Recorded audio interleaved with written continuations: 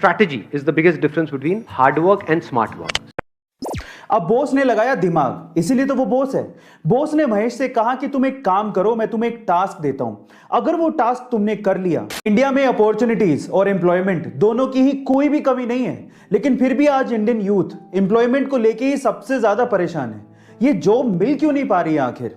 जो इंडियन कंपनियां यहां पर रिक्रूटमेंट करती हैं, वो इसके बारे में क्या कहती हैं पता है? वो ये कहती हैं कि इंडिया में यूथ की कमी नहीं है, लेकिन स्किलफुल, स्मार्ट, एम्प्लॉयबल यूथ की बहुत कमी है। और जो यूथ स्किलफुल है और स्मार्ट है, उसके लिए जॉब की कोई कमी नहीं है। अब इसको थोड़ा मैं स्टोरी के थ्रू समझाने की कोशिश करता हूं, ध्यान से समझिएगा, जिससे आपको ज्यादा समझ में आएगा। एक बार दो दोस्त थे, एक का नाम था सतीश, दूसरे का नाम था महेश। दोनों ने स्कूलिंग, कॉलेज सब साथ में पूरा किया।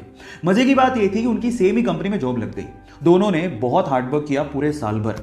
साल भर बाद उनका प्रमोशन होना था। तो जिस दिन प्रमोशन था उस दिन बॉस आए।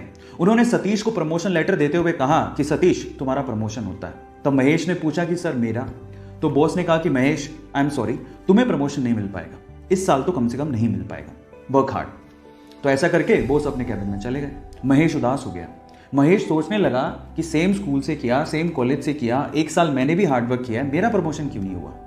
अब दिमाग में उस टाइम क्या बातें आती है पता है? भाई यहां तो बटरिंग से प्रमोशन होता है। जरूर सतीश ने बटरिंग की होगी बॉस की, और उसको गुस्सा आ गया। उसने सोचा मैं कल से नहीं आऊंगा। वो बॉस के कैबिन में गया और बॉस को बोलता है कि बॉस, अब मैं कल से तो नहीं आऊंगा, आई एम सो सॉरी। तो बॉस ने कहा कि क्यों नहीं आओगे? तो वो कहता है कि बॉस, मैंने बहुत हार्डवर्क किया पूरे साल भर, लेकिन मेरा प्रमोशन नहीं हुआ। अब मुझे ऐसा फील होता है कि इस कंपनी में सिर्फ बटरिंग करने वालों का ही प्रमोशन होता है। मतलब वो डायरेक्टली सतीश पे ब्लेम लगा रहा था कि सतीश ने बटरिंग की है, लेकिन बॉस तो ये जानता था कि सतीश ने बटरिंग नहीं की है। सतीश ने वाकई में हार्डवर्क किया, वो स्मार्ट है, महेश से स्मार्ट है। अब इस चीज को प्रूव कैसे करें? अब बॉस ने लगाया दिमाग, इसीलिए तो वो बॉस है। बॉस ने महेश से कहा कि तुम एक काम करो, मैं तुम्हें एक टास्क देता हूं। अगर वो टास्क तुमने कर लिया तो मैं तुम्हें सतीश से ज्यादा सैलरी दूंगा और प्रमोशन अलग से। तो महेश ने कहा ठीक है। तो बॉस ने कहा तुम एक काम करो, अभी जाओ बाहर, तो हमारे इलाके में पता करो कि आम कौन बेचता है। महेश गया, आधे घंटे बाद वापस आया और बोलता है कि आम एक्चुअली पूरे इलाके में, हमारे इलाके में थोक के भाव में सिर्फ एक ही आदमी बेचता है। तो फिर बॉस ने कहा महेश एक और काम करो, अब जाके पता करके आओ कि वो कितने रुपए किलो में आम बेचता है। वो गया, वापस आया, वापस आके बोलता है कि वो 50 रुपए किलो में आम बेचता है। अब बॉस ने क्या कहा, महेश मैं सेम चीज अब मैं सतीश से करवाता हूं, तुम ध्यान से देखना।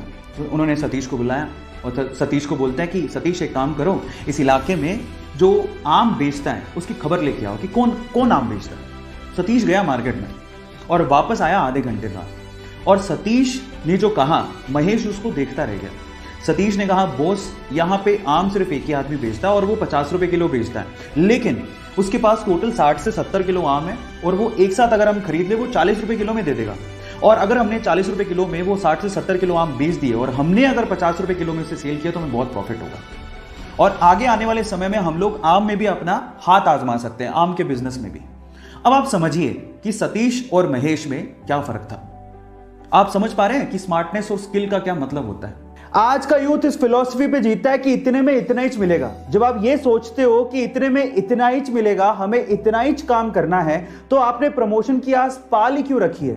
और इस मेंटेलिटी के साथ आगे भी कहीं अच्छी जॉब नहीं मिलने वाली। आप जिस भी कंपनी में काम करते हो या फिर आप किसी कंपनी में काम करने जाओ, तो एक बात याद रखना, अगर वो आपको 100 रुपए देते हैं तो आप उसे 50 रुपए का ही काम करके मत दो, उसे 200 रुपए का काम करके दो। एक्सपेक्टेशन से ज्यादा उन्हें अपना आदी बनाओ, उनकी रिस्पॉन्सिबिलिटीज उठाओ, उन्हें हद से ज्यादा काम करके दिखाओ।